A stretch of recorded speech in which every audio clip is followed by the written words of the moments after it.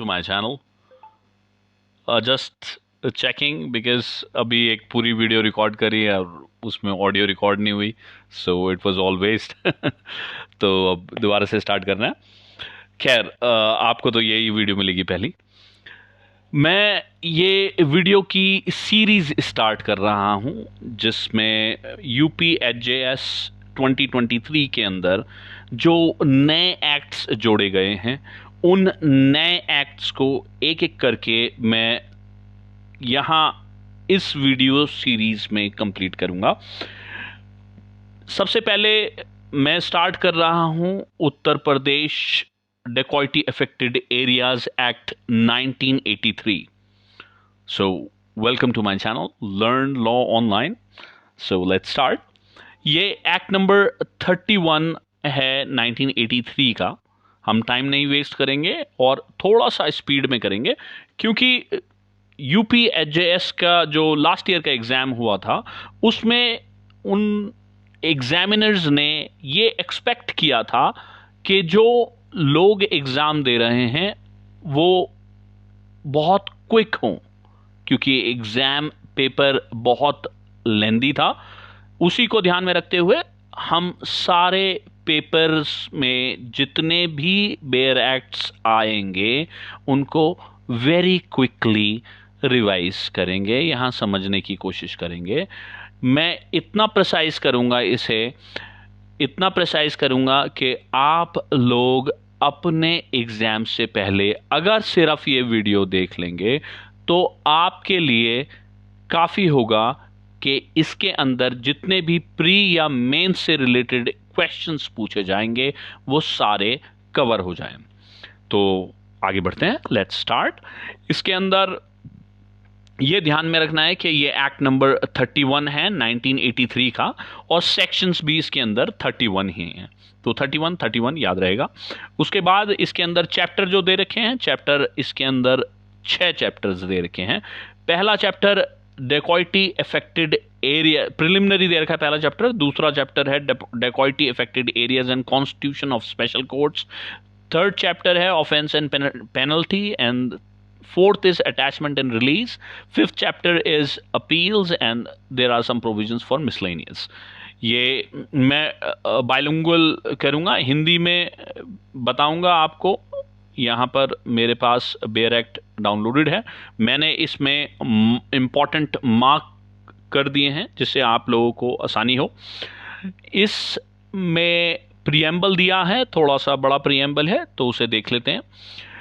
Legislative assembly से 7 सितंबर 1983 को पास हुआ, लेजिस्लेटिव काउंसिल से 12 सितंबर 1983 को ये एक्ट पास हुआ जिसका पूरा नाम है the Uttar Pradesh dacoity affected areas act 1983। ये एनफोर्स जो हुआ है वो अक्टूबर 22 1981 को, ये सेक्शन नंबर 1 सब क्लॉज 3 के अंदर बताया गया है। और साथ में जो एक्ट है उसका प्रीएम्बल कहता है कि ये in order to curb effectively the commission of scheduled offences and to make the provisions for the punishment and speedy trial. साथ में अटैचमेंट ऑफ द प्रॉपर्टीज के लिए भी मैं समझा देता हूं कि इसके अंदर एक शेड्यूल्ड ऑफेंसेस की एक शेड्यूल दे रखा है, एक ऑफेंसेस का एक शेड्यूल दे रखा है। उन जितने भी ऑफेंसेस उस शेड्यूल में दे रखे हैं उनकी पनिशमेंट थोड़ी स्ट्रिंजेंट बना दी गई है, इसमें थोड़ी सख्त बना दी गई है। ट्रायल उनका स्पीडी हो पाए, अटैचमेंट्स उन प्रॉपर्टीज का आसानी से कर पाए, इसलिए इस एक्ट को बनाया गया। साथ ही जो चेन है लोगों की जिनका इंटरेस्ट है डकैती के अंदर, उन लोगों की गैंग्स के साथ जुड़ी हुई पूरी चेन को तोड़ा जा सके। साथ ही जैसे मैंने बताया पनिशमेंट को मोर स्ट्रिंजेंट बना दिया गया है इस एक्ट के अंदर। हम धीरे धीरे पूरा कवर कर लेंगे एक्ट को थोड़े से समय के अंदर। साथ ही बताया गया है जो भी प्रॉपर्टीज इन्वॉल्व होती हैं इसके अंदर, उन प्रॉपर्टीज का कॉन्फिस्केशन और अटैचमेंट इस एक्ट के अंदर किया गया है। तो आगे बढ़ते हैं। 34th year of Republic of India के अंदर ये एक्ट आया 1983 में, जो कि एनफोर्स हुआ 1981 अक्टूबर 2022 को। फिर इसके अंदर सेक्शन 1 में बताया गया है कि पूरे उत्तर प्रदेश पे लागू होता है। नाम इसका मैं बता चुका हूँ। Dacoity affected area, one of the important definitions in section 2, ये कहता है कि सेक्शन 3 के अंदर जो डिफाइन करी गई है डेकॉइटी इफेक्टेड एरिया, वो ही डेफिनेशन होगी। आगे पढ़ेंगे उस डेफिनेशन को। शेड्यूल्ड ऑफेंस जो मैंने बताया है आपको, शेड्यूल दे रखा है, उसके अंदर ऑफेंस दे रखे हैं। वो कोई शेड्यूल्ड ऑफेंडर अगर करेगा तो वो जो लिस्ट में दे रखे हैं, शेड्यूल में दे रखे हैं इस एक्ट के, वो शेड्यूल्ड ऑफेंडर माने जाएंगे, जो कि सी में दे रखा है शेड्यूल्ड ऑफेंडर। जो भी उन ऑफेंसेस को कमिट करता है या अटेम्प्ट करता है, लाइक कमिटिंग डेकॉइटी और रॉबरी, जो भी शेड्यूल्ड ऑफेंस दे रखे हैं उनके ट्रांजैक्शन के अंदर अगर कोई आता है, if the person forms part of the same transaction, जो कि सेक्शन 6 रेस गेस्टे एविडेंस एक्ट के अंदर दे रखा है। हमें साथ में एविडेंस एक्ट भी हर एक्ट के अंदर ध्यान में रखना होगा, क्योंकि जो नया पैटर्न आया है यूपी एचजेएस 2023 का, दैट डिमांड्स के एविडेंस एक्ट जो आप प्रोविजन पढ़ रहे हैं उस पे एविडेंस एक्ट किस तरीके से लग रहा है वो आपको पता होना चाहिए। हर पेपर के सिलेबस में एंड में दिया गया है कि एविडेंस एक्ट या भारतीय साक्ष्य अधिनियम 2023 जैसा कि इन एक्ट्स पे एप्लीकेबल होता है, वैसा ही एविडेंस एक्ट पता होना चाहिए। तो ये रेस गेस्टे के अंदर दे रखा है। रेस गेस्टे के अंदर जो भी लोग इन्वॉल्व होंगे वो शेड्यूल्ड ऑफेंडर्स कहे जाएंगे। फिर सेशन जज जो है उसका डेफिनेशन दे रखी है।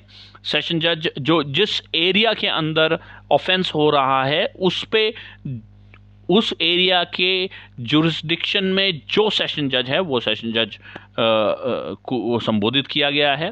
या आगे स्पेशल कोर्ट बताया गया है। सेक्शन 5 में स्पेशल कोर्ट डिफाइंड है। स्पेशल जज सब क्लॉज 2 ऑफ सेक्शन 5 में डिफाइंड है। और सारे जो वर्ड्स इसके अंदर डिफाइन नहीं किए गए हैं वो सीआरपीसी में जो डेफिनेशन दे रखी है वही मानी जाएगी। जैसे कि पुलिस रिपोर्ट 2R में दे रखा है, वो इसके अंदर जिक्र किया गया है, उसकी डेफिनेशन भी वही होगी जो 2R में दे रखी है। आपको बता देता हूं, रिमाइंड करा देता हूं। That is the result of the investigation which comes under section 173 sub clause 2 of CrPC. आगे बढ़ते हैं। सेक्शन 3 में declaration of dacoity affected areas they रखा है। डिक्लेरेशन डेकॉइटी इफेक्टेड एरियाज का स्टेट गवर्नमेंट डिक्लेयर करेगी उन एरियाज को जिन्हें स्टेट गवर्नमेंट कंसिडर करती है कि इन्हें डिक्लेयर कर दिया जाए डेकॉइटी इफेक्टेड एरियाज। तो ये ध्यान रखना है, स्टेट गवर्नमेंट कंसिडर करेगी तो ही डिक्लेयर, और वो डिक्लेयर करेगी तो ही वो डेकॉइटी इफेक्टेड एरियाज माने जाएंगे। उसके बाद आगे बता रखा है कि जो लोग पुलिस ऑफिसर को यहाँ असिस्ट करेंगे या इंफॉर्मेशन देंगे या किसी भी तरीके से पुलिस ऑफिसर की इन्वेस्टिगेशन के अंदर सहायता करेंगे, वो सारे लोग पब्लिक सर्वेंट माने जाएंगे, जो कि सेक्शन 21 आईपीसी के अंदर दिया गया है।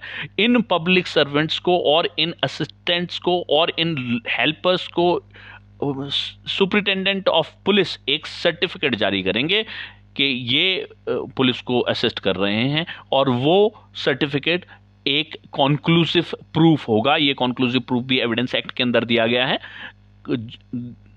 ये आपको ध्यान में रखना है। आगे बढ़ते हैं। ये सेक्शन 5 के अंदर दिया गया है constitution of the special courts. Special courts का कॉन्स्टिट्यूशन करने का पर्पस क्या है? पर्पस है कि जितने भी शेड्यूल में ऑफेंस दे रखे हैं उन ऑफेंसेस का स्पीडी ट्रायल हो सकता है, स्पीडी ट्रायल हो सके, और ये स्टेट गवर्नमेंट हाई कोर्ट से कंसल्ट करने के बाद स्पेशल कोर्ट्स एस्टैब्लिश करेगी। फिर आगे दिया है कि जो जज होगा वो सिंगल जज होगा, सेशन जज या एडिशनल सेशन जज होगा, जिसको भी हाई कोर्ट अपॉइंट करती है। ये सेक्शन 9 सीआरपीसी में जो दिया है अपॉइंट वहीं से लिया गया है। जुरिस्डिक्शन को स्पेशल कोर्ट्स का दिया गया है कि जितने भी शेड्यूल के अंदर ऑफेंसेस दिए गए हैं वो स्पेशल कोर्ट द्वारा ही ट्राई किए जाएंगे, और जो भी कोई ऑफेंडर अगर साथ में किसी और ऑफेंस के लिए भी चार्ज्ड किया गया है तो उस ऑफेंस के लिए भी सेम ट्रायल के अंदर ही उसे ट्राई किया जाएगा। साथ में सेक्शन 7 के अंदर दे रखा है procedure and powers of special courts. इसमें सेक्शन 190 जो सीआरपीसी का है कॉग्निजेंस का, वही सेम सेक्शन यहां दिया गया है कि कॉग्निजेंस स्पेशल शेड्यूल्ड ऑफेंस की जो कॉग्निजेंस ली जा सकती है वो अपॉन कंप्लेंट ली जा सकती है, पुलिस रिपोर्ट पे ली जा सकती है, या कोई और अन्य व्यक्ति पुलिस ऑफिसर के अलावा कोई अन्य व्यक्ति अगर इंफॉर्मेशन देता है तो ली जा सकती है। और साथ ही अगर जो जज है वो सो मोटो भी अपनी नॉलेज पे भी उसकी कॉग्निजेंस ले सकता है। साथ में आगे दे रखा है कि जो प्रोसीजर होगा वो सेशन ट्रायल का जो प्रोसीजर होगा वही प्रोसीजर सीआरपीसी का जो सेशन ट्रायल का है वही फॉलो किया जाएगा। यहां पर स्पेशल कोर्ट मजिस्ट्रेट का जो रोल होता है 207 के अंदर कॉपीज प्रोवाइड करने का, वो रोल भी स्पेशल कोर्ट यहां पर निभा सकती है, कॉपीज दे सकती है, मजिस्ट्रेट का रोल निभा सकती है। और एविडेंस एक्ट और सीआरपीसी के जो प्रोविजंस हैं वो अप्लाई होंगे स्पेशल कोर्ट के ऊपर, और स्पेशल कोर्ट को सेशन कोर्ट डीम कर लिया जाएगा। और जो पब्लिक प्रोसिक्यूटर है जो कंडक्ट कर रहा होगा स्पेशल कोर्ट में मुकदमा प्रोसिक्यूशन की तरफ से, that will be considered as a public prosecutor. Special court tender of pardon भी कर सकती है यहां सेक्शन 7 के अंदर। जुरिस्डिक्शन सेक्शन 8 के अंदर बताया गया है कि जो ऑफेंसेस हैं सारे के सारे ट्रायबल होंगे by court of special court. और अगर स्पेशल कोर्ट के जो स्पेशल जज हैं वो नहीं हैं, कोर्ट वेकेंट है, तो सेशन जज टेक ओवर कर लेंगे, जैसा कि स्पेशल और जनरल ऑर्डर हाई कोर्ट ने दे रखा होगा उसके अकॉर्डिंग, या एडिशनल सेशन जज, या अगर वो भी नहीं है तो असिस्टेंट सेशन जज, और वो भी नहीं है तो चीफ जुडिशियल मजिस्ट्रेट। फिर ट्रांसफर ऑफ केसेस के लिए 406, 407, 408 जैसा कि सीआरपीसी में दे रखा है बिल्कुल वैसा ही यहाँ पे लागू हो जाएगा। म्यूटेटिस म्यूटेंडिस ये वर्ड आपको जानना जरूरी है। इसका मतलब है things being changed that have to be changed, मतलब जैसा वहां दिया गया है बिल्कुल वैसा ही यहां पर लग जाएगा। फिर special provisions regarding bail section 10 में दिया गया है कि कोई व्यक्ति यहां पर बेल किसी व्यक्ति को नहीं दी जाएगी जब तक कोई रीजनेबल ग्राउंड्स ना हो इस बात को बिलीव करने के लिए कि उसने अपराध नहीं किया है। साथ ही उसे छोड़ा नहीं जाएगा 180 दिन से पहले, जो कि टोटल पीरियड हमारा सीआरपीसी के 167 सब क्लॉज 2 में डिफॉल्ट बेल के लिए दिया गया है 90 डेज। यहां पर वो 90 डेज के बजाय 180 डेज कंसिडर किया जाएगा। इसके आगे फर्दर प्रोवाइड किया गया है कि कोई भी व्यक्ति यहां बेल पर नहीं छोड़ा जाएगा अगर उस व्यक्ति के ऊपर पहले से ही कन्विक्शन हो रखा है और ऐसे अपराध के लिए जिसकी सजा 7 साल या 7 साल से ज्यादा है। साथ ही एक नॉन बेलेबल और कॉग्निजेबल ऑफेंस के लिए अगर 2 या 2 से ज्यादा ओकेजन्स में नॉन बेलेबल और कॉग्निजेबल ऑफेंस के लिए प्रीवियसली कन्विक्ट हो रखा है, या फिर अगर कोई ऐसी कंडीशंस बेल देते हुए लगाई गई थी उन कंडीशंस का ब्रीच कर दिया गया है तो भी उसे नहीं छोड़ा जाएगा। Special provisions regarding custody after arrest जो कि हमारे 167 सब क्लॉज 2 में दिए गए हैं सीआरपीसी के अंदर, 90 दिन जो दिया गया है मैंने आपको बताया था डिफॉल्ट बेल का, वो यहां पर 180 दिन माना जाएगा। और सब क्लॉज 2 ऑफ 167 जो अरेस्ट के बाद में दिया गया है कि उसको हर 15 दिन के बाद को मजिस्ट्रेट के सामने पेश होना पड़ेगा, वो यहां पर लागू नहीं होगा। अगर इन्वेस्टिगेटिंग ऑफिसर चाहे अपने रीजंस दे और पब्लिक इंटरेस्ट में अगर वो चाहे पब्लिक ऑर्डर को मेंटेन करने के लिए अगर वो चाहे तो उसे एक्यूज्ड को प्रोड्यूस नहीं भी कर सकता है। फिर चैप्टर 3 में ऑफेंसेस एंड पेनल्टी दिया गया है। ऑफेंसेस एंड पेनल्टी के अंदर बताया गया है कि अगर कोई पब्लिक सर्वेंट या पब्लिक सर्वेंट की फैमिली के साथ अगर कोई अपराध करता है तो अगर वो अपराध इस कैटेगरी का है कि जिसमें सजा डेथ की है या इम्प्रिजमेंट फॉर लाइफ की है तो उसे वही सजा मिलेगी, और बाकी सब केसेस में उसे 10 साल तक की सजा दी जा सकती है। इसके अंदर आगे बताया गया है कि अगर किसी पब्लिक सर्वेंट का या उसकी फैमिली मेंबर का अगर मर्डर कर दिया जाता है और उसको डेथ पेनल्टी, जो भले ही 354 सीआरपीसी में कुछ भी दे रखा हो, और उसे अगर स्पेशल जज, स्पेशल कोर्ट का स्पेशल जज अगर उसे डेथ पेनल्टी नहीं देता है तो उसको रीजंस देने पड़ेंगे कि वो डेथ पेनल्टी क्यों नहीं दे रहा है। सेक्शन 14 के अंदर बताया गया है कि अगर सेक्शन 12 जो कि हमने पढ़ा है, सेक्शन 12 कहता है punishment for offences against public servant, अगर इस धारा के अंदर अपराध किया गया है पब्लिक सर्वेंट या पब्लिक सर्वेंट की फैमिली के साथ, धारा 12 के अंदर अगर अपराध किया गया है तो ऐसी सिचुएशंस में उसकी सजा 10 साल तक की हो सकती है और साथ में फाइन भी उसे लगाया जाएगा। यहां और नहीं है, यहां एंड है, 10 ईयर्स एंड विद फाइन। फिर सेक्शन 15 में दिया गया है punishment for possessing property not satisfactorily accounted for, ऐसी प्रॉपर्टी जिसका आप अकाउंट नहीं दे पा रहे हैं कि आपके पास कहां से प्रॉपर्टी आई है, ऐसी प्रॉपर्टी को अगर आपने रखा हुआ है तो 7 साल और साथ में फाइन की सजा दी जा सकती है। इस 14 या 15 के अंदर जो भी अपराध है उस अपराध की मिनिमम सेंटेंस दी गई है 16 में, जो कि 3 साल है। चैप्टर 4 के अंदर attachment and release of property बताया गया है। अटैचमेंट के लिए प्रावधान जो हमारे को दे रखे हैं वो सीआरपीसी के अंदर 83 के अंदर दिए गए हैं, वो ही म्यूटेटिस म्यूटेंटिस यहां पर लागू होंगे। फिर भी सेक्शन 17 के अंदर दिया गया है कि डिस्ट्रिक्ट मजिस्ट्रेट प्रॉपर्टी का डिक्लेरेशन करेंगे, जिसके पास प्रॉपर्टी है, सेक्शन 15 वाली जो हमने पढ़ी थी पनिशमेंट देंगे उसे, उस प्रॉपर्टी को लिए पनिशमेंट भी दी जाएगी रखने के लिए, और डिस्ट्रिक्ट मजिस्ट्रेट उस प्रॉपर्टी के लिए डिक्लेरेशन करेंगे कि ये प्रॉपर्टी अटैच की जाएगी और ऑर्डर कर दिया जाएगा अटैचमेंट का। सब क्लॉज 2 में अटैचमेंट के प्रोविजन जो म्यूटेटिस म्यूटेंटिस सीआरपीसी में दे रखे हैं वही लागू होंगे यहाँ पर, और डिस्ट्रिक्ट मजिस्ट्रेट यहाँ पर एडमिनिस्ट्रेटर अपॉइंट करेंगे। सीआरपीसी के अंदर बताया गया है कि डिस्ट्रिक्ट मजिस्ट्रेट रिसीवर अपॉइंट करेंगे, जैसे सीआरपीसी, जैसे सीपीसी की पावर होगी ऑर्डर 40 की, पर यहां पर डिस्ट्रिक्ट मजिस्ट्रेट एडमिनिस्ट्रेटर अपॉइंट करेंगे। एडमिनिस्ट्रेटर अपॉइंट करेंगे और एडमिनिस्ट्रेटर को पुलिस हेल्प भी दी जा सकती है, और जो भी खर्चा किया जाएगा एडमिनिस्ट्रेटर द्वारा वो सारा का सारा खर्चा उस प्रॉपर्टी से वसूल किया जाएगा। सेक्शन 18 के अंदर रिलीज ऑफ द प्रॉपर्टी बताया गया है। रिलीज ऑफ द प्रॉपर्टी जैसा कि सीआरपीसी के अंदर 6 महीने दे रखा है, पर यहां पर रिलीज ऑफ द प्रॉपर्टी के लिए 3 महीना दे रखा है।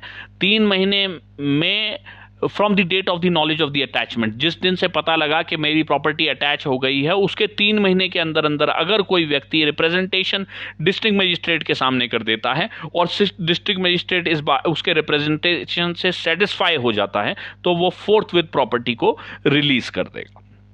साथ ही जो भी खर्चा उस अटैचमेंट में हुआ उस खर्चे को काटने के बाद उस प्रॉपर्टी को रिलीज कर दिया जाएगा। और सेक्शन 19 में अगर वो डिस्ट्रिक्ट मजिस्ट्रेट सेटिस्फाई नहीं है उसके रिप्रेजेंटेशन से तो वो स्पेशल कोर्ट को मामला भेज देगा, रेफरेंस कर देगा स्पेशल कोर्ट को, और स्पेशल कोर्ट एक इंक्वायरी की डेट फिक्स करेगी, नोटिस देगी स्टेट को और जिस बंदे ने रिप्रेजेंटेशन दिया था दोनों को नोटिस इश्यू होंगे, और साथ ही इंक्वायरी की जाएगी, दोनों पार्टी को सुना जाएगा, एविडेंस ली जाएगी और स्पेशल कोर्ट इसे डिसाइड करेगी। साथ में बताया गया है कि सिविल कोर्ट की पूरी पावर जो इन मामलों में जो आगे बताए गए हैं इंक्वायरी के मद्देनजर रखते हुए सारी पावर सिविल कोर्ट वाली स्पेशल कोर्ट को होगी, लाइक इन समनिंग या enforcing the attendance of any person, examining him on oath, summoning करने की पावर, डिस्कवरी डॉक्यूमेंट्स की डिस्कवरी करने की पावर या प्रोडक्शन कराने की पावर डॉक्यूमेंट्स की, या एफिडेविट्स पे एविडेंस लेने की पावर, ये भी पावर होगी कि एविडेंस को एफिडेविट पे ले लिया जाए जैसा कि सिविल प्रोसीजर में लिया जाता है, और पब्लिक रिकॉर्ड को मंगाने की पावर, कमीशन इशू करने की पावर, या किसी मामले को एक्स पार्टी डिसाइड करने की या खारिज करने की पावर, या फिर अपने दिए गए ऑर्डर को सेट असाइड करने की पावर, या कोई भी अन्य मैटर होगा तो उसकी पावर जैसी सिविल कोर्ट को होगी वैसे ही पावर स्पेशल कोर्ट को यहाँ पर होगी। साथ में बताया गया है कि बर्डन ऑफ प्रूविंग, जो बंदा रिप्रेजेंटेशन डालेगा उसी के ऊपर उस बात को प्रूव करने का भार होगा, भले ही एविडेंस एक्ट के अंदर कुछ भी दे रखा हो। ये हमारा बर्डन ऑफ प्रूफ का जो चैप्टर दे रखा है एविडेंस एक्ट के अंदर, वो भी यहाँ पर लागू नहीं होगा। यहाँ बर्डन ऑफ प्रूविंग उस आदमी के ऊपर होगा जो रिप्रेजेंटेशन डालेगा, जिसकी जो क्लेम करेगा कि ये प्रॉपर्टी मेरी है, गलत अटैच हो गई थी। साथ में कॉन्फिस्केशन ऑफ द प्रॉपर्टी दे रखा है सेक्शन 20 के अंदर। ये बताया गया है कि अगर कोई प्रॉपर्टी शेड्यूल्ड ऑफेंस के कमीशन से अर्जित की गई है तो उसे तुरंत कॉन्फिस्केट किया जाएगा, जब्त कर लिया जाएगा और डिस्ट्रिक्ट मजिस्ट्रेट को भेज दिया जाएगा। साथ में दिया गया है अपील्स का चैप्टर, चैप्टर 5 के इस एक्ट के अंदर जो अपील दे रखी है वही उन्हीं में अपील की जाएगी, अन्यथा अपील नहीं होगी। सेक्शन 22 में दे रखा है appeal from conviction, high court में लाई करती है। कन्विक्शन की अपील हाई कोर्ट में जाएगी। एक्यूटल की अपील के लिए 23 में दे रखा है कि स्टेट गवर्नमेंट पब्लिक प्रोसिक्यूटर को डायरेक्ट कर सकती है और पब्लिक प्रोसिक्यूटर हाई कोर्ट में अपील कर सकता है। सेक्शन 24 के अंदर दे रखा है कि जो कॉन्फिस्केशन के ऑर्डर हुए हैं सेक्शन 20 के, उस पर भी अपील की जा सकती है इस हाई कोर्ट के अंदर। साथ में दे रखा है कि हाई कोर्ट को पावर है कि वो ऑर्डर को कंफर्म कर ले, रिवर्स कर ले, वेरी कर ले, मॉडिफाई कर ले या डायरेक्ट कर दे दोबारा सुनने के लिए स्पेशल कोर्ट को।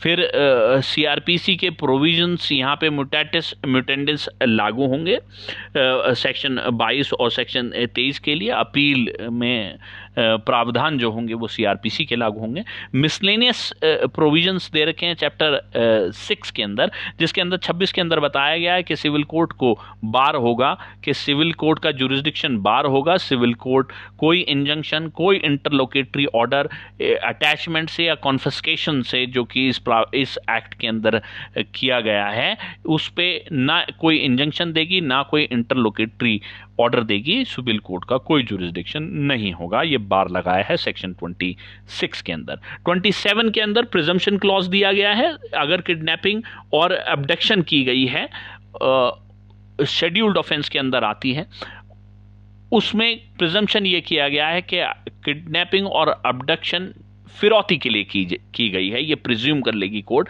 रैंसम के लिए की गई है।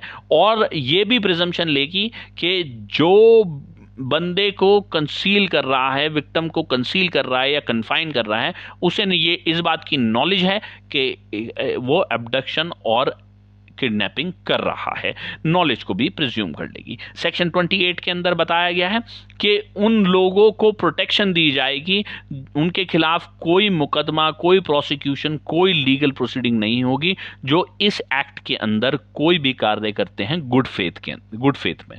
साथ में आगे दे रखा है जो एडमिनिस्ट्रेटर अपॉइंट किया गया था डिस्ट्रिक्ट मजिस्ट्रेट द्वारा, उस एडमिनिस्ट्रेटर को भी प्रोटेक्शन दे रखी है, उसके खिलाफ कोई कार्रवाई नहीं की जाएगी। और ओवरराइडिंग इफेक्ट दे रखा है सेक्शन 29 में। यह बताया गया है कि इसके प्रावधान से विपरीत अगर कोई प्रावधान है तो वो नहीं लगेगा, बाकी सारे प्रावधान इसमें लगेंगे। सॉरी, मैं फिर बता देता हूँ, थोड़ा सा मुझे लगा कि कंफ्यूजन में मैंने बोल दिया कि इसमें यह बता रखा है सेक्शन 29 में, the provision of this act shall have effect notwithstanding anything inconsistent therewith contain in any law for the timing in force. मतलब जो इस एक्ट के अंदर दिया गया है वो ही लागू होगा, भले ही किसी दूसरे एक्ट के अंदर इससे इनकंसिस्टेंट बात दे रखी हो।